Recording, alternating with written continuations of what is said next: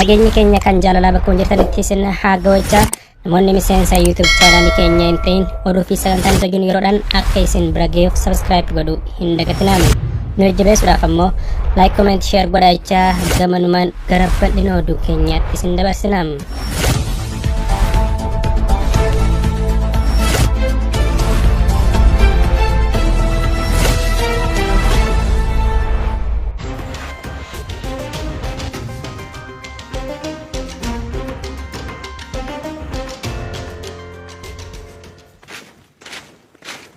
Within these bushes, Oromo Liberation Army fighters are carrying out their morning parade. They have no headquarters or base and move constantly in the direction of the federal forces.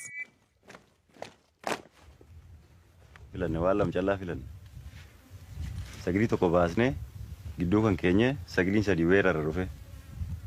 Waan kana hojjennaa jechuun mallattoo lama baafannaa durattiif duubatti battala waan sadii callaa. Since the start of the war, the OLA has fought many battles with the army. It now occupies territory located only a few hours' drive from Addis Ababa. Today, these soldiers are training for combat. Then our army is ready to crush this military of Ethiopian regime. We have a program to do that from day to day, from week to week. In a month, we have a plan to do the practice, and also we do something on the field rather than practice always. The men enlisted by the OLA are not professional fighters. Some were students, others were working.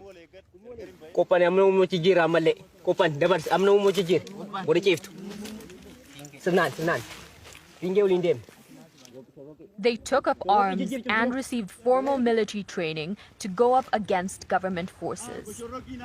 We in the OLA, our goal is to liberate our people and our land. We're not afraid of death. We're not afraid to stand up to our enemies. If necessary, we will break our own bones into pieces to build the bridges that will lead our people to freedom. The government soldiers don't know why they fight, so they're afraid. But we're determined, and that's why we're winning. The OLA claims many victories. In this video, which the rebels say they filmed on September 15th, they take control of a town west of Addis Ababa. According to them, residents of the town welcome their win, and many internally displaced people come to ask for their protection.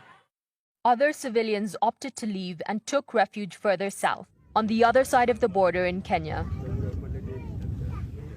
100 families live in this makeshift camp.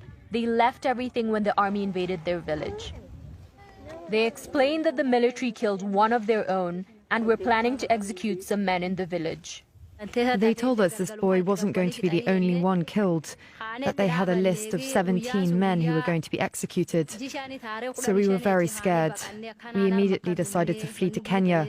That was on April 15th. No access to water or a doctor.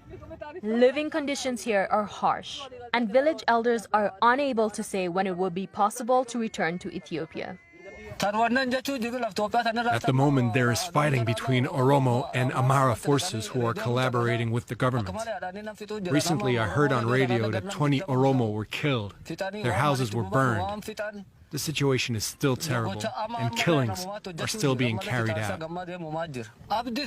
About this war, I can't do anything about it, and I don't think we can expect much from it. It's not going to change our lives. While he remains doubtful, OLA soldiers say they're fighting for civilians. They want to help the people they consider oppressed by Prime Minister Abiy Ahmed's government. They steal our property. They rape women, even pregnant women who end up losing their babies. Parents and their children are killed in front of each other. I am fighting with the OLA to free the Oromo people and stop the violation of our rights. I have given up on my comforts, left my home, and I am ready to die to liberate my people. Off to the side, the group's leaders discuss their next plan of action. The second-in-command predicts that the rebels will topple the government soon. We want to bring down this murderous regime, along with other people whose rights are being violated. like the Tigrayans and other tribes in Ethiopia. We will unite and form a transitional government that will take care of all the people who have been oppressed. The rebel groups are unable to say when they plan to attack Addis Ababa, but they are less than 200 kilometers from the capital. To suppress them, the Prime Minister declared that he's leading troops to the front line. In the meantime, the rebels say that they're confident that soon they will take power.